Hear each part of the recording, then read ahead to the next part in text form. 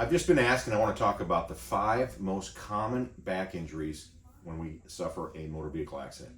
And the number 1 most common injury is a spinal cord injury.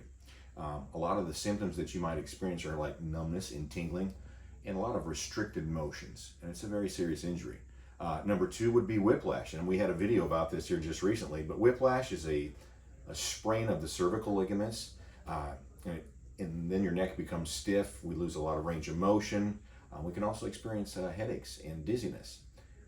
Number 3 is fractures. The most common would be compression fractures, especially when we're thrown forward in deflections so quickly.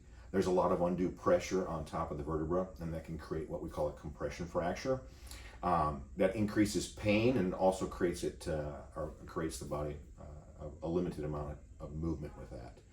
And number 4 would be soft tissue. We hear a lot about those, but basically that would be a strain of the musculature around either the cervical spine or even in the back. And that increases pain. A lot of times it's really hard again to bend over. So sometimes those can be kind of challenging to figure out which is created and which one isn't. And then number 5 would be a herniated disc. That happens a lot, basically again, when we have a lot of forward flexion that happens abruptly and quickly, but those little pads between our vertebrae that we call discs, when they get that much force applied to them, a lot of times they can rupture, and that's what we call a herniated disc. If you've been in a car accident and you want to be evaluated or you need some help, give us a call here at Desoto Upper Cervical, 662-393-4848.